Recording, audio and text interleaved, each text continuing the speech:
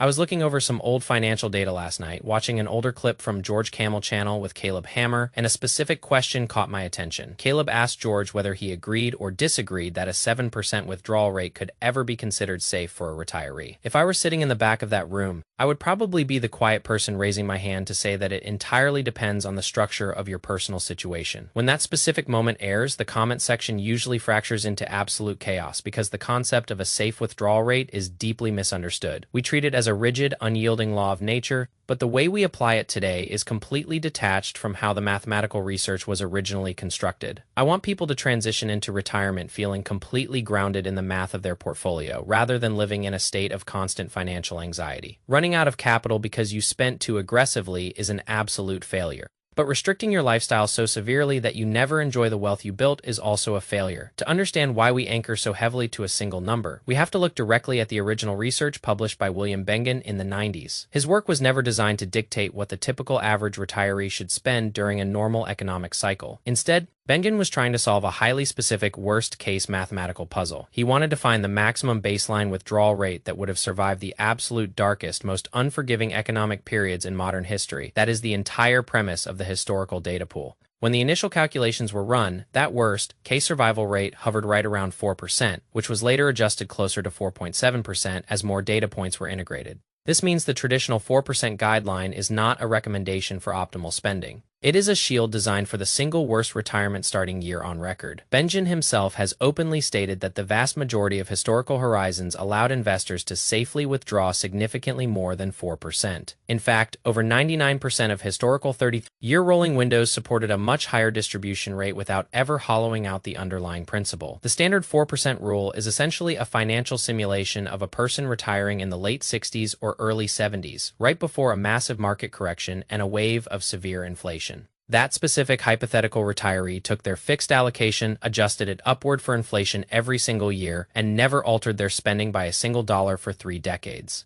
No safety guardrails, no behavioral adjustments, just complete rigidity through an absolute economic storm. If you find yourself retiring into the literal worst sequence of returns in human history, 4% is the baseline that guarantees you do not finish life with zero. But most of us will not retire into the absolute worst-case scenario. When we look across the median distribution of historical 30-year periods, the typical experience was vastly more favorable. The math shows that a standard retirement horizon could routinely support a 6% or even a 7% withdrawal rate without placing the capital at risk. In certain unique historical windows, particularly those that commenced right before a major structural bull market, portfolios easily sustained double-digit distributions for decades. To be absolutely clear, this does not mean that a 7% withdrawal rate is universally safe for everyone watching this tonight. It simply means that the vast majority of human experiences do not mirror the absolute darkest anomalies of financial history. The market conditions present during the exact year you choose to exit the workforce will heavily dictate the trajectory of your capital base.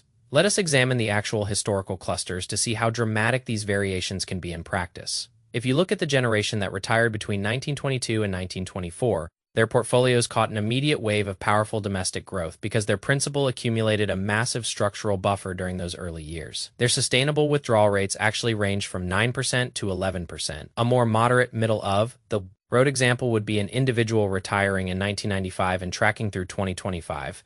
That specific portfolio enjoyed the massive technological expansion of the late 90s, weathered the dot-com crash, and rode the powerful secular bull market of the past decade. A typical sequence like that easily supported an annual withdrawal rate of 6% to 7%, far above the traditional baseline.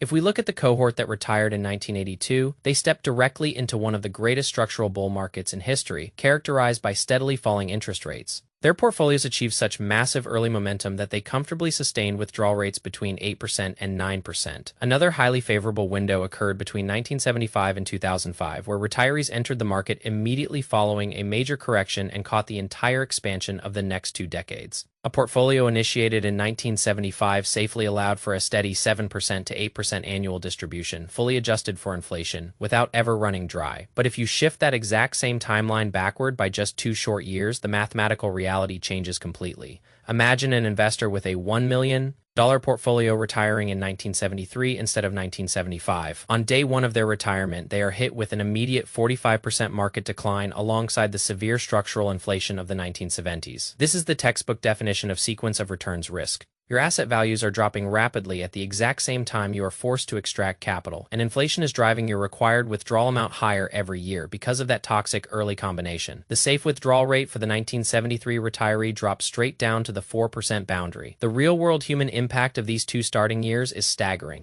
The 1973 retiree with $1 million balance could safely extract only $40,000 in their first year to guarantee long-term survival. The 1975 retiree with the exact same $1 million balance could comfortably walk away with $70,000 in their very first year. That is nearly double the annual income produced by the exact same amount of accumulated wealth, dictated entirely by the luck of the calendar. You cannot control the macroeconomic climate of the year you choose to retire, which is why the financial industry clings so desperately to the safety of 4%. It is an understandable defense mechanism against the unknown, but we do not have to live our entire lives paralyzed by a worst-case data point. The goal should not be to blindly follow a single static percentage, but to build a dynamic retirement strategy that adapts to real conditions. The first practical step is to replace the concept of a single fixed number with a defined operational range. If you are naturally risk-averse and want zero lifestyle adjustments, you can establish your baseline between 3.5% and 4%. If you view yourself as a typical investor willing to observe standard market balances,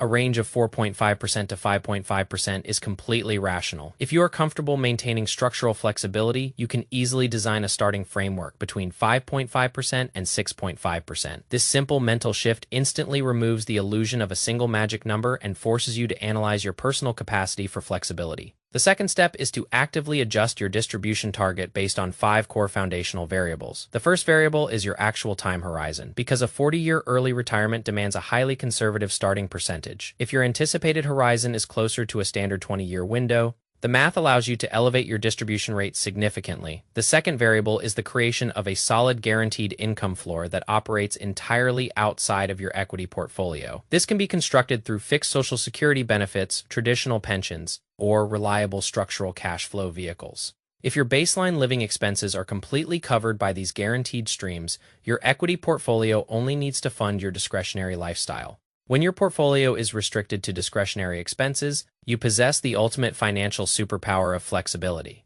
If the market delivers an exceptional year, you can comfortably book multiple international trips with your excess capital.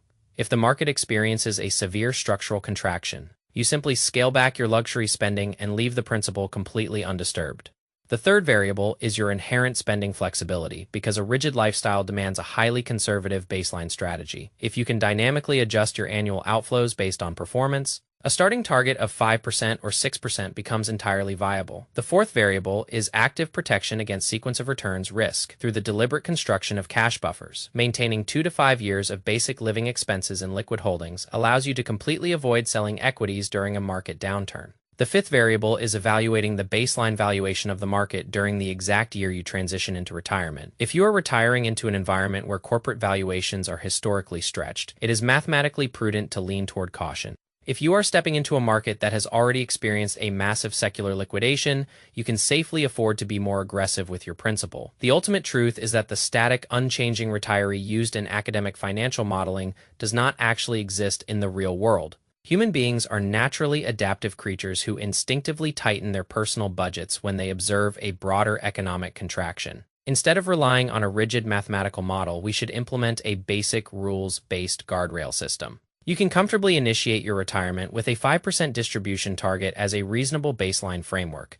If your total account balance drops past a specific percentage, you simply freeze your annual inflation adjustments for that cycle. If the market contracts further, you implement a temporary 5% reduction in your discretionary overhead to preserve the core asset. When the broader market enters a powerful expansion phase, you graduate your spending upward to enjoy the fruits of your compounding wealth. This is exactly how sensible people manage their lives. And small intentional adjustments completely erase the mathematical probability of long-term capital failure. If someone asks you whether a 7% withdrawal rate is safe, the most honest answer you can give them is that it depends entirely on execution. Retirement planning is not about discovering a static mathematical hiding place. It is about building a system that remains resilient under uncertainty. The investors who thrive over multi-decade horizons are never the ones who cling to a single formula. They are the ones who maintain the discipline to adapt along the way. What are your personal thoughts on navigating safe withdrawal rates as we look at the current market landscape? Would you ever feel comfortable structuring your personal independence around a dynamic 7% distribution model? I would love to read your perspective in the comment section below as we continue to unpack these ideas together. I share new analytical videos every single week to help our generation look past the standard financial headlines. If you found any value in this midnight conversation, please consider leaving a like and sharing it with someone who values mathematical truth over fear-based rules. I will see you in the next one. Peace.